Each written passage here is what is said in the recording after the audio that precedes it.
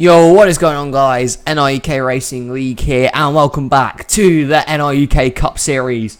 It's time for some more race action of race number 6 in the season. It's the K-Love 500 here at Michigan, and it's going to be a very entertaining race. Should be good, and without further ado, let's get into the starting lineup. On the pole is the 15 of Mathis Wells to the outside the 41 of Roger Ray. Then we have the 30 of Derek Bouchard. 55 is Joe Jefferson. We have the 47 of Mac Johnson. The 87 is Larry Bouchard. Then we have Sebastian Kukulon and Phoebe Oata. Steve Larker, last race winner, to his outside the 20 of Antonin Charbois.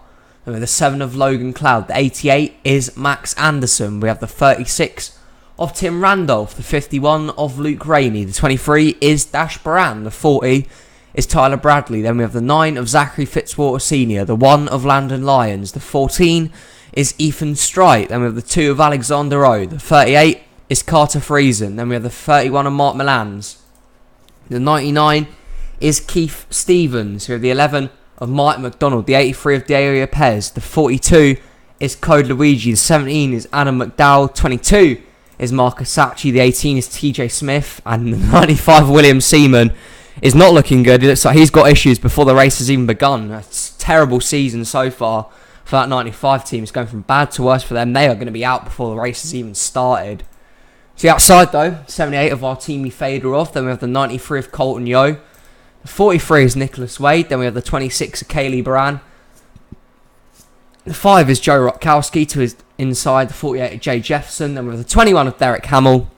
The 4 of Juan Garcia. The 3 is William Bulin. The 24, Nathan Stapleton. The 16 is Greg Lee. And the 10 is Luigi Octavo. 22 laps around Michigan. It is then for the field of 42. William Seaman down on the apron, has issues early on. His race is already pretty much going to be over for him, and not what that team wanted. But for the rest of the field, they are still eager for a win. Every single driver is going to fight out to the end. It's Mathis Wells and Roger Ray on the front row with Jefferson and Bouchard behind them. Winio racing for 22 laps, and it should be a good one. Wells and Ray coming to the stripe. Green flag is out. We're racing at Michigan.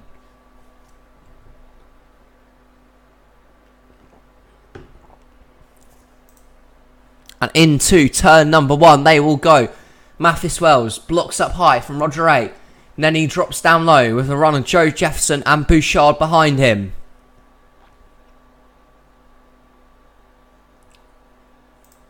Up and down the backstretch, they will go. Joe Jefferson to the inside in the 55.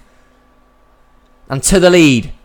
The 55 Toyota. Joe Jefferson goes out front. Behind him, Larry Bouchard now drops down low. Can he lead the first lap? Iwata pushing him at the line. Bouchard leads lap number 1 in the 87. Of course, one of these races where the pack shuffles a lot, so you never know who's going to come out the victor here. You've got to time your move right. So we're now on to lap number 2. Luke Rainey dives towards the inside lane. With him, Tyler Bradley and Zachary Fitzwater Sr. Down the backstretch they will go. It's Rainey out in front in the 51. To the inside they go. Rainey has a good advantage, but Fitzwater, can he find a run with help from Mike McDonald and Mark Milans? Hopefully they will. 3 wide to the line. Rainey leads this lap, but 3 wide for the lead at Michigan. McDonald low. Is that going to take it? 4 wide, Mark Milans. That's not going to work. They saw it out though. Mike McDonald gets up to the middle after Fitzwater slows up, but Mark Milans, Jesus, went 4 wide down into turn 1. That was very risky. Almost didn't make it, but they sorted it out. Now he moves up high. That allows Code Luigi to come through to the front with help from Kaylee Baran and Jay Jefferson. So some big names coming up towards the front early on. To the stripe, Luigi's going to lead that lap by a nose. Jefferson, though, will go down low, and he will now get to the lead. Behind him, Friesen and Sachi. Friesen gets tight, moves up the track into the middle lane. That's going to allow Marcus Sachi to come through in the 22. Down the backstretch, they will run. Hamill now towards the inside lane with Joe Rutkowski and Octavo. But Jefferson does a good job. He blocks down low in front of Hamill and the 5. Doesn't make it stick though. Hamill drops down low towards the inside lane. And to the line, Derek Hamill will lead this lap in the 21. He's got help from Greg Lee, William Bulin, to name a few. Both Roush Fenway, most of the Roush Fenway cars here teaming up on the inside. That's 3 of their cars there. Lee, McDowell and Stevens, 16, 17 and 99. All Roush Fenway cars at the front on lap number 5. So they're having a nice run. They're timing their moves together. Greg Lee moves up high, has no support there. So it's going to allow Adam McDowell to filter through, but it wouldn't surprise me if Keith Stevens went on to lead this lap. Towards the inside line, he will go. Behind Stevens, Nathan Stapleton and Nicholas Wade. The next from the inside that could potentially lead this race. And into turn 1 they go.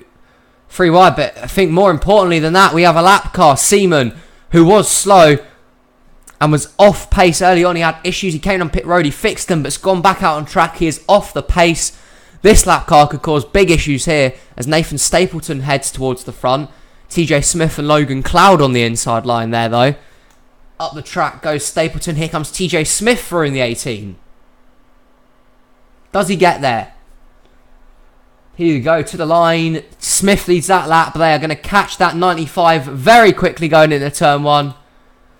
This ain't going to work. Fedorov now drops down low. But I cannot see this working. They're catching a 95 at a pretty quick rate. And here they go. They're going to catch him this time. A bit of something happened back there. Oh, Landon Lyons towards the inside. Him and Mike McDonald, they save it. Great bit of driving from the one of Landon Lyons. As now the pack gets slowed down. But he's going to come right back up the track. And into the field. Huge crash. Ko Luigi over. Iwata taken out. And a 3-car wreck is going to create the first caution of the day. Your Pez leads them back to the line. And oh my word, a horrible crash involving both the Ganassi cars. Luigi and Lyons. Joe Jefferson taken out in that. Iwata with damage. And big complications early on. Let's see how this wreck happened. Landon Lyons causing a pretty nasty wreck. And it all started off here, going down the backstretch. 4 wide, Lyons, McDonald, Rutkowski and Friesen. They get hooked together. He does a great job of getting the car and keeping it out of the wall. I thought he was going to hit that wall head on. But then the one thing he didn't do a good job of is he just continued going and going and going through the grass. He's going to lose grip there. Slides back up the track and Pam, there's Iwata, there's Luigi.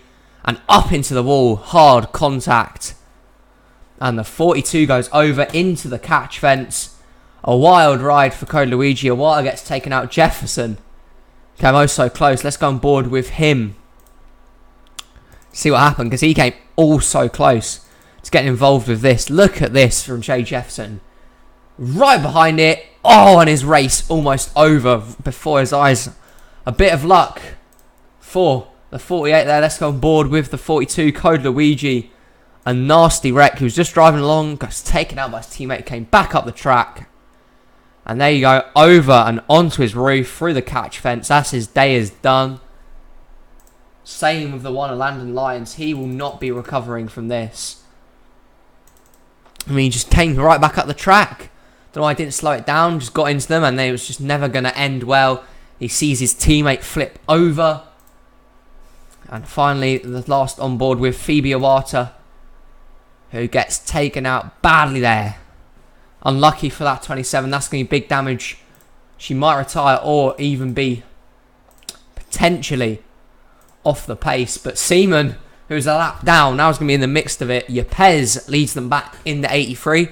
We'll come back to rejoin you on the restart. Here we go then, coming back to restart on what will be lap number 12. Out from the race, Code Luigi, Landon Lyons, and Phoebe Watt are all out. They have retired from that accident. The 95 of William Seaman still allowed down. And he separates Mathis Wells and Yepes right now. So, not in the greatest of positions for Seaman right now. Will he hold up the pack? Potentially, yes. Can Yepes pull away? Yes, but this is a pack race. And you can imagine them getting hunted down pretty quickly. Top 10 look like this then. Yepes is in first. Second, Mathis Wells. Third, Sebastian Kukulon. Fourth is Artemi Fedorov. Fifth, Juan Garcia. Sixth is Ethan Strite. Seventh is TJ Smith. Eighth, Mac Johnson. Ninth, Nicholas Wade. And 10th is Logan Cloud. So which one of them can hold on? We've still got a long way to go yet. So it's all about timing that move right. And we've still got plenty of time to do that. So far, it's Diego Yepes, though, who's out in front. He led all the laps in the caution. That could potentially lead him getting the bonus points for leading the most amount of laps, if another caution doesn't come out, of course. But we're going to get restarted here at Michigan. The first restart of the day. Can Yepes get a good launch? And here we go. Might be the closing laps. Pace car is going to take the sharp left-hand turn down to pit road. Yepes out in front. Can he get a good restart? Here they come to the line. And the green flag flies again. Yepes steps on the gas. We're back racing.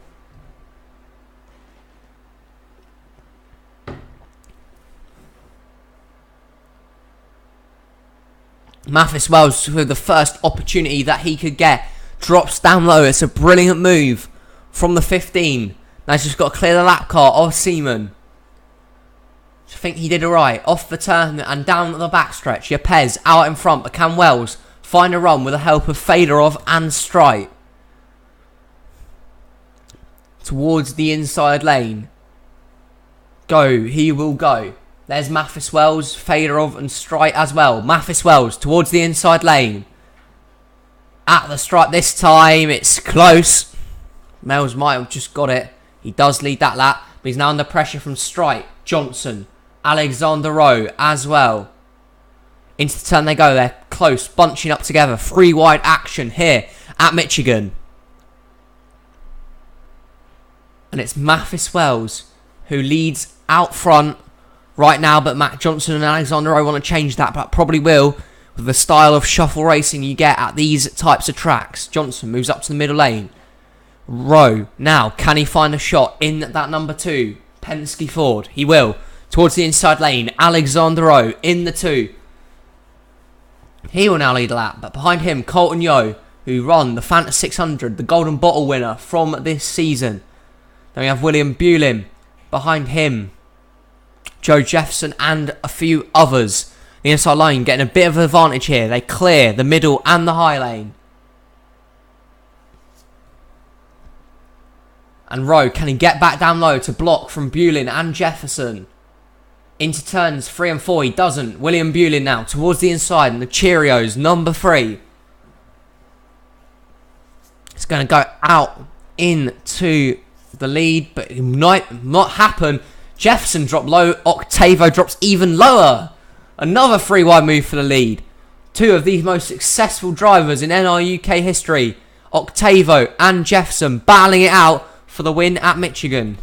They're off the pace, therefore I saw someone on pit lane. Maybe Mark Milans. He is. Mark Milans off the pace. He has lost the pack. And if he's got to hope for a caution sooner rather than later if he wants to get back up and contend for the win. So Mark Milans, his day is done. He is out. Pretty much, unless of a caution. He has lost the draft and he will be off the pace for now as Steve Lark goes up front looking for back-to-back wins in the Cup Series. But drops down low is Tim Randolph in the 36. Bunching up again, very tight indeed here, but Randolph gets out in front of Sachi in second. There is Luke Rainey on the inside lane with Friesen, Baran, but Randolph out in front. Already had a win. He won the season opener at Vegas. This time, however, he's looking to close off the deal at Michigan. Doesn't happen. He moves up high. Now here comes Luke Rainey in the 51. With help from Friesen, Baran, McDonald. So a few drivers here who've had shockers of a season desperately need a win if they want to get anywhere near the chase. They're definitely trying that right now, as there's a few drivers up here who need that win. Rainey will block down low from the run of Mike McDonald. Here comes Joe Rutkowski as well as Zachary Fitzwater Sr. But which one of these drivers is going to time it right? Here comes Mike McDonald in the 11 towards the inside lane. Rutkowski giving him help. Two Hendrick cars down there. Rutkowski and Jefferson. Both looking to make moves. Towards the inside, Rutkowski will lead this lap. Fitzwater gets shuffled up to the middle. They're going 4 wide behind them again. Stapleton, Jefferson, Hamill and Friesen. Surely that's not going to work. Rutkowski up to the middle. Here comes Jefferson towards the inside. They're still 4 wide. Max Anderson now getting involved. If the caution comes out now, I think the first driver to make it back wins the race. There they go around. The big one at Michigan. Who gets back in front? Who wins the race? Nicholas Wade towards the inside lane. Jay Jefferson blocks. Wade's there. Hamill's there. Can they make a move and drop low? Off of turn number 4. Wade cannot get it. And I think Jay Jefferson's going to come across the line to seal the win at Michigan. Jefferson might have won it. We're either going to have a 1-lap shootout to decide it, or that will be the race. And I think it's going to be the latter. And Jay Jefferson might have just stolen a win at Michigan. His first ever NRUK win in a NASCAR. And there was a lot of crash behind them. The big one happens. Rose torn up. Bulin, Yo, Rainey. There's Joe Jefferson as well. Octavo, big damage on his car. Kukulon, Stapleton and others. So we'll go for the race and then we'll see if Jay Jefferson can hold on for the victory. 4 wide never works. It just never ever works unless you're at Auto Club. And Stapleton and Jefferson here. Stuck on the inside. There's contact. Up the track they go. They collect Luke Rainey. Greg Lee gets spun back into the pack. Stapleton doesn't end up too badly. There's Friesen around. Mathis Wells. Here comes Charbois. Smith. Matt Johnson. Stevens. Kukulon. Big damage for Tyler Bradley. And just a lot of cars torn up in this one. Bouchard was actually off the pace as well. And just big damage. There's Alexander Rowe. Octavo. Massive damage on his car. Let's go on board with the 10. You can see you're slowing down, trying to avoid the wreck. Who comes back up the track? There, just contact between the 40 and the 2. Sends Alexander Rowe around and Octavo. And a lot of torn up race cars. TJ Smith is all done. Let's go on board with your Season 1 champion, Keith Stevens. In the 99, and he was quite up there in points today. He's not going to help him though. You see, he was trying to avoid it, get absolutely pummeled from behind there. Big hit from behind, sends Stevens around. Smith, Mathis Wells went flying towards the inside, and just a bad way to end it. And we think that Jefferson's going to hold on. I thought Nicholas Wade maybe could have made the move, but he didn't. Can Jefferson hold on? We'll find out. It'll either be that or 1-lap restart. So if the pace car lights go out this time round, a 1-lap restart, and Jefferson could be in trouble. Wade, Hamill and Anderson will all look to pounce. But if the caution lights stay on, Jay Jefferson officially is going to be your winner.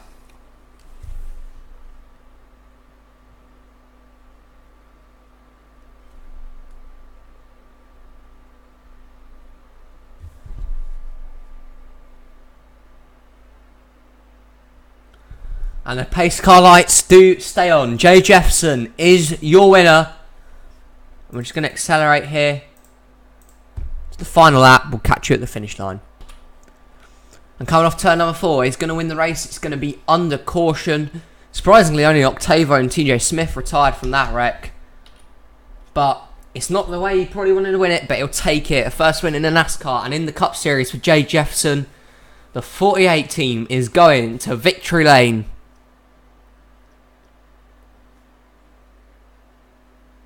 And he has done a fantastic job. Jay Jefferson, the winner at Michigan. Let's go check out the finishing results and standings. Here are the finishing results from the K-Love 500 at Michigan International Speedway. There were 2 caution flags for 8 laps and 13 lead changes between 13 different drivers. Jay Jefferson leads 5 laps on his way to victory. He earns the bonus points as well and wins the race. Second for Nicholas Wade, a good third for Derek Hamill. Fourth is Max Anderson. Fifth, Dash Brand. Sixth, Joey Rutkowski. Seventh for Zachary Fitzwater Sr. Eighth, Mark McDonald. Ninth, Ethan Strite. And 10th was Greg Lee. Here we are down the rest of the field. We see all the other drivers. A few that were torn up. Your Pez finishes 36th. He gets a few points for leading the most laps. And down here, the retirees, including Code Luigi, his season goes from bad to worse. Standings look like this after 6 of 30 events. And Max Anderson is your points leader. 13 points. He has a lead over Jay Jefferson in second. Third, Steve Larker. Fourth is Larry Bouchard.